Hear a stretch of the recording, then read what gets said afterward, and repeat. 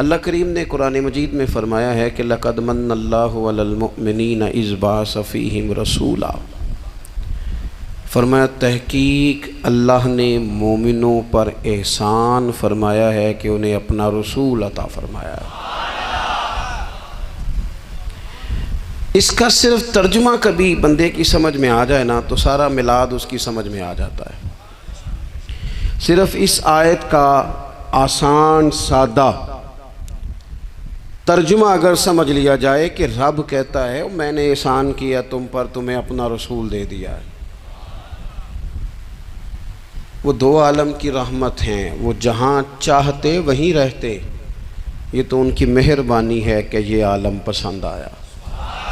नबी पाक सल्लल्लाहु ताला अलैहि वसल्लम हमारे ऊपर रब का सबसे बड़ा एहसान है। और अल्लाह तबारक व तआला ने सिसकती, तड़पती, बेचैन, परेशान, तकलीफ़ में मुब्तला अपनी मखलूक पर रहम फरमाया और रसूल करीम अता फरमाए। नबी पाक सल्लल्लाहु ताला अलैहि वसल्लम की तशरीफ़ आवरी ने एक एक ज़र्रे पर एहसान किया।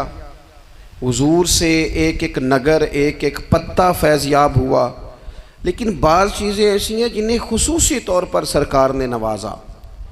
बाज़ मामलात पर ख़ास करम नवाजी हुजूर ने फरमाई। एक अहम मसला है अकीदे का मसला। जिस बंदे का कोई अकीदा नहीं ना होता, कोई नज़रिया नहीं होता, कोई उस शख्स का ख़ास मिजाज नहीं होता समझने वाला, मानने वाला, वो बंदा भी बेचारा कोई ज़िंदगी का लुत्फ़ नहीं उठा पाता। उसका कोई नज़रिया ही नहीं है, कोई सोच ही नहीं है, कोई उसकी फ़िक्र ही नहीं है उसने किस तरफ जाना है। अकीदा ना हो बंदे का। यानी दुनिया में माज़ अल्लाह कुछ ऐसे लोग पाए जाते हैं जो सिरे से अल्लाह ताला कोई नहीं मानते। ज़िंदगी कैसे गुजरेगी? वो अपनी तवज्जुहात का किबला किसे बनाएंगे? और फिर दुनिया में कुछ लोग ऐसे गुज़रे जो कई कई खुदाओं के कायल, कई। और फिर अहले अरब का तो ये हाल कि 360 बुतों के सामने झुकते। मुझे बताइए, जिस बंदे को यही खबर ना हो मेरा खालिक और मालिक कौन है, जिसको यही पता ना हो कि मेरा रिस्क कहाँ से आता है, मैंने मांगना कहाँ से है, जिससे ये खबर ही ना हो कि मेरी दुआओं का रुख किस तरफ होना चाहिए, उसकी भी कोई ज़िंदगी है? नबी पाक अलैहिस्सलाम ने सबसे बड़ा एहसान ये फरमाया है कि हमें अकीदा तौहीद सिखाया है। हुजूर ने हमें हर जगह से छुड़ा के रब करीम की बारगाह में सजदा करने का हुक्म दिया है। अरब के लोग जो थे वो बड़ी बड़ी वहम का शिकार थे, बड़ी बड़ी ओहाम परस्ती का शिकार थे। ये आजकल भी वहम बहुत ज़्यादा है नौजवानों में। यानी कोई फ़ैसला पक्का है ही नहीं, कोई पक्की बात ही नहीं करते, ये कर लूँ कि ना करूँ, अगर आप कहते हैं तो कर लेता हूँ, वैसे इसमें फ़लानी कमज़ोरी भी है, और अगर मैंने ना किया तो फ़लाँ मुश्किल भी है। भाई जिस बंदे ने कुव्वत फ़ैसला ही नहीं पाई, उसने इरादा ही पक्का नहीं किया कि उसने किधर जाना है, तो वो सफ़र कैसे करेगा? सफ़र तो उस बंदे का मुकम्मल होता है जो सफ़र शुरू करता है। अरब के लोग भी बड़े बड़े ओहाम परस्ती का कायल थे। वो जब कुर्बानियाँ करते थे तो उनका गोश्त ला के काबे की दीवारों के साथ मला करते थे। ये कबूलियत की अलामत है। सारे कपड़े उतार के काबे का तवाफ़ करते थे। जब एहराम बांध लेते, हज उम्रे का इरादा करते, तो दरवाज़ों से दाखिल नहीं होते थे। वो कहते थे कि दरवाज़े गुनाहगार हैं और हम चूँकि अब नेक काम कर रहे हैं लिहाजा ऊपर से होके आएंगे। रसूल करीम अलैहिस्सलाम ने उन्हें इन सारे वहमों से, सारी परेशानियों से, इन सारी बदशगुनियों से निकाल के कहा, अल्लाह तुम्हारा मालिक है, अल्लाह तुम्हारा मुहाफिज है, होगा वो जो रब चाहेगा। ज़रा ज़रा सी बात पे सहम जाना, ज़रा ज़रा सी बात पे डर जाना। हुजूर ने लोगों को कुव्वत फ़ैसला अता की, और इतनी बड़ी कुव्वत फ़ैसला हुजूर ने दी कि कल तक जो फ़ैसला कर नहीं ना पा रहे थे, आज उन्होंने इस तरह के फ़ैसले किए कि अपनी सारी की सारी औलादें लेकर वो मैदानों में खड़े हो गए। वो डट गए कि हमने कुफ्र के मुकाबले में जिहाद करना है। उन्होंने तय कर लिया कि हक क्या है, सच क्या है। नबी पाक अलैहिस्सलाम ने हमें अकीदा तौहीद दिया और वो तय करके दिया है नबी पाक ने, सजदा सिवाय अल्लाह के किसी को जायज़, अगर कोई इबादत की नीयत से करता है तो सजदा कुफर है, और अगर ताज़ीम की नीयत से करता है तो हराम है। आला हज़रत बरेलवी रहमतुल्लाह अलैह ने 50 के करीब दलाइल किताब सुन्नत से और 100 से ज़्यादा दलाइल फ़िक़्ह और उसूल फ़िक़्ह से बयान फरमाए हैं कि किसी और के लिए ताज़ीमी सजदा भी हराम है। नबी पाक अलैहिस्सलाम तशरीफ़ फरमा थे तो कुछ जानवरों ने आके हुजूर के कदमों पे सजदा किया, पेशे नज़र है वो नौबहार और सजदे को दिल है बेकरार, रोकिए सर को रोकिए यही तो इम्तिहान है।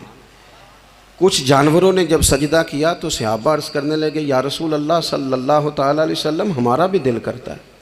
तो हुजूर ने फरमाया, भी सजदा सिवाय रब के किसी के लिए जायज़ नहीं है। हाँ, अगर जायज़ होता तो मैं ख़ातून से कहता कि अपने शौहर को सजदा करे। नबी पाक अलैहिस्सलाम ने हद बंदी कर दी। और फिर देखें, ये जो हम मिलाद मनाते हैं ना, ये मिलाद अल्लाह ताला की तौहीद का बहुत बड़ा ऐलान है। हम कहते हैं नबी पाक का मिलाद हुआ, तो जिसका मिलाद होता है वो खुदा नहीं होता, जो पैदा होता है वो रब। जब हम मिलाद मना रहे होते हैं तो हम ये बता रहे होते हैं भाई हुजूर खुदा नहीं, हुजूर तो 12 रबीउल अव्वल को पैदा हुए। तो जो पैदा हो, रब पैदा, लम यलिद व लम यूलद, अल्लाह तबारक व तआला पैदा नहीं होता, मालिक तो अज़ली अबदी शान रखता है। इसलिए अकीदा तौहीद बंदे को मजबूत कर देता है। इंसान जब अकीदा तौहीद वाला हो जाता है और नबी पाक अलैहिस्सलाम दुनिया में रब की तरफ बुलाने आए, वदाइयन इलल्लाहि बिइज़्निही व सिराजम मुनीरा, हुजूर ने लोगों को अल्लाह की जानिब दावत दी। जब इंसान तौहीद वाला हो जाता है तो मजबूत हो जाता है, वो किसी से नहीं डरता, वो समझता है होना तो वो है जो मेरा रब चाहेगा, मुझे परेशान होने की ज़रूरत क्या है। फिर उसका भरोसा भी अल्लाह ताला पर, उसकी उम्मीदें भी अल्लाह रसूल से, उसकी तवज्जुहात का किबला भी सारा उधर ही। तो हुजूर ने लोगों को अकीदा दिया, मजबूत किया। रसूल पाक सल्लल्लाहु ताला अलैहि वसल्लम ने ज़हनों को पुख्तगी अता फरमाई। तो सबसे बुनियादी चीज़ हुजूर का जो एहसान है वो अकीदा है। फिर बाज़ ख़ास तबकात पर हुजूर ने ख़ास एहसान किया। आज भी पूरी दुनिया में ढिंढोरा पीटा जाता है औरतों के हुकूक का, पूरी दुनिया के अंदर। और बाज़ लोग औरतों को बड़ा धोखा देते हैं, कहते हैं तुम्हें हक नहीं मिलते लिहाजा तुम सड़कों पे आ जाओ, माज़अल्लाह तुम्हें हक नहीं मिलते लिहाजा तुम माज़अल्लाह बाज़ारों की रौनक बन जाओ। औरतों को बड़ा परेशान किया जाता है हुकूक के ताल्लुक़ से। नबी पाक अलैहिस्सलाम की आमद से पहले कोई खातून के साथ सलूक अच्छा नहीं किया जाता था, उसका कोई जायदाद में हिस्सा नहीं था। औरत का खामद अगर फौत हो जाता तो वो अपने ससुराल के ख़ानदान की प्रॉपर्टी बन जाती माज़अल्लाह, और जिसके मर्जी चाहे सुपुर्द कर देते। हिंदुस्तान के बाज़ इलाकों में ऐसी कभी रस्में भी पाई जाती थी कि बाज़ औरतें अपने खामद के साथ जल जाना मुनासिब समझती थी कि बाद में कोई ज़िंदगी तो होगी नहीं। और बेवा खातून और तलाक याफ्ता खातून, उसके बारे में तो लोगों का ख्याल था कि शायद ये खातून बिल्कुल सोसाइटी और समाज का हिस्सा ही नहीं होनी चाहिए। कुर्बान जाएं, ये एजाज़ मेरे नबी पाक ने दिया है। हुजूर ने पहली शादी ही उस खातून से की है जिनका पहले भी निकाह हो चुका था, और ख़ातून को हुजूर ने हुकूक दिए, जायदाद में हिस्सा दिया। कहा जो बेटियों की बहनों की परवरिश करके आएगा और अच्छी परवरिश करके उन्हें रवाना कर देगा, जिस तरह मेरी 2 उंगलियां जुड़ी हुई हैं मेरे साथ जुड़ के जन्नत में जाएगा। और एक रवायत में फरमाया कि जब किसी के यहाँ बेटी पैदा होती है ना तो अल्लाह फरिश्तों को भेजता है और वो उसके गिर्द खड़े हो जाते हैं और घर वालों को सलाम कहते हैं और कहते हैं ये ज़ईफ़ा एक ज़ईफ़ा से पैदा हुई है, ये कमज़ोर यानी सनफ़ के लिहाज से कमज़ोर नाजुक बच्ची एक नाजुक माँ से पैदा हुई है। फरिश्ते कहते हैं जो इसकी परवरिश करेगा ना अल्लाह क़यामत तक उसकी मदद करेगा, उसकी हमेशा मदद होती रहे। और नबी पाक सल्लल्लाहु ताला अलैहि वसल्लम की खिदमत में आके जब ख़वातीन ने कहा तो ना या रसूलल्लाह